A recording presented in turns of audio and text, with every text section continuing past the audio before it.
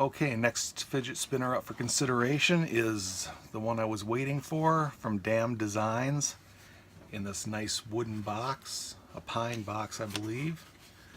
It's got their logo on the front of it. You open it up and you've got this pouch inside, one of these little round pouches, and you have a great big Triad spinner, the Triad XL, extra set of buttons, and an extra bearing, which I believe is going to be the faster of the two bearings. What I'm going to do is try this with the bearing that comes with it, and if I don't think the spin time is as much as it can get, I'm going to put the other bearing in, which I think I'm going to have to do, and we'll test it with that one. This bearing in here seems like it's probably the quiet, slower bearing. So this, I like the original Triad. It's actually one of my favorites, is the original Triad. It didn't score that highly because it didn't get long spin times, and that was because it was fairly small and light. This one is really quite big and heavy. They could have made it even smaller and done a good job with it, but this one I weighed it the other day. I can't remember exactly how much it weighs, but I'll weigh it again. I think it weighed 138 grams or something like that. So it was a very heavy one. It feels great, and it's right up my alley, and it's got these nice buttons that grip your fingers really well. So this is the one. Of course, I got it in copper like I get most of them, which I think is the most attractive metal of the ones that they're commonly made in. And we're going to test this one out next and see what kind of spin times we get on it.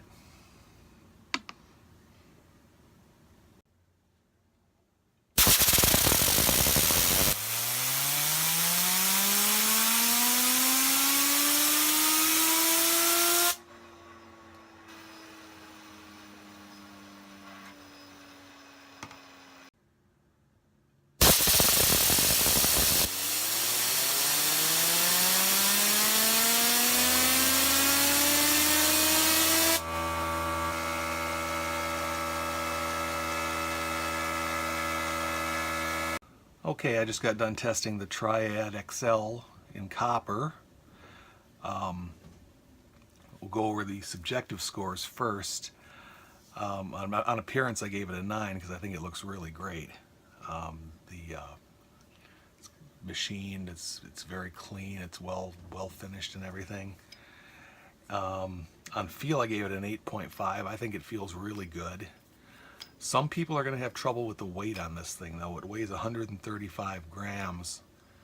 If you have trouble with heavier spinners, you might want to skip on this one because it is pretty heavy, but I think it feels really good. Easy to play with.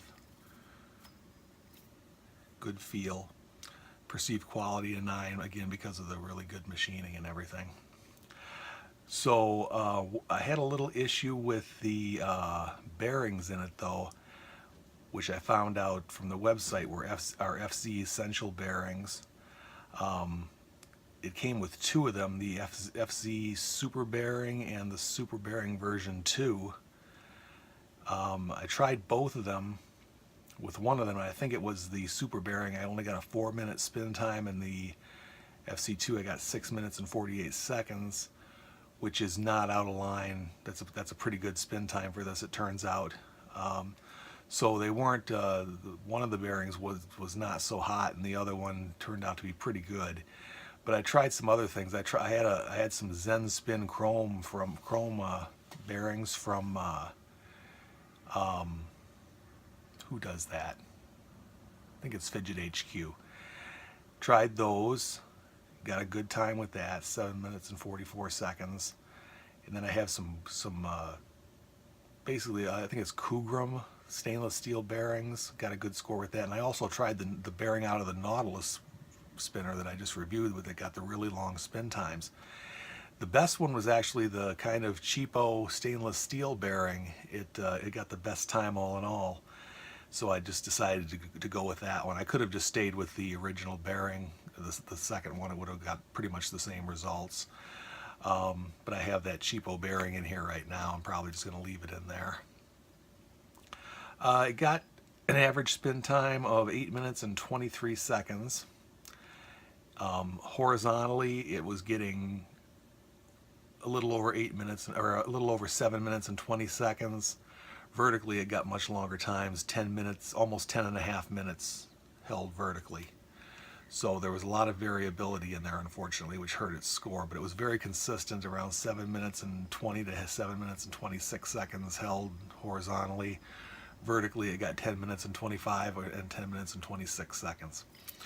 So it matters how it's held. And by quite a bit, actually, a 3-minute difference. So that hurt its score a little bit.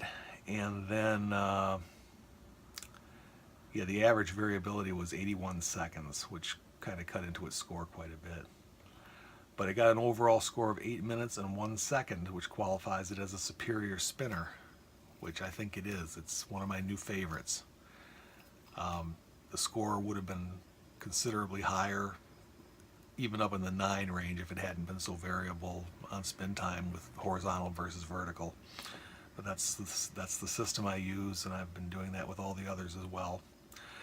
This costs $66.99 on the Damn Designs website. They're out of stock currently. I don't know if they're planning on making more of them, but you might be able to pick it up on the secondary market, and they might come out with some more. It's still on their website, so they might be planning on making some more.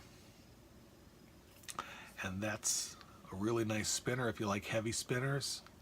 This is a really good one. It's even fun to just hold it. It's really it's a nice heavy chunk of metal. All right, we'll see you later.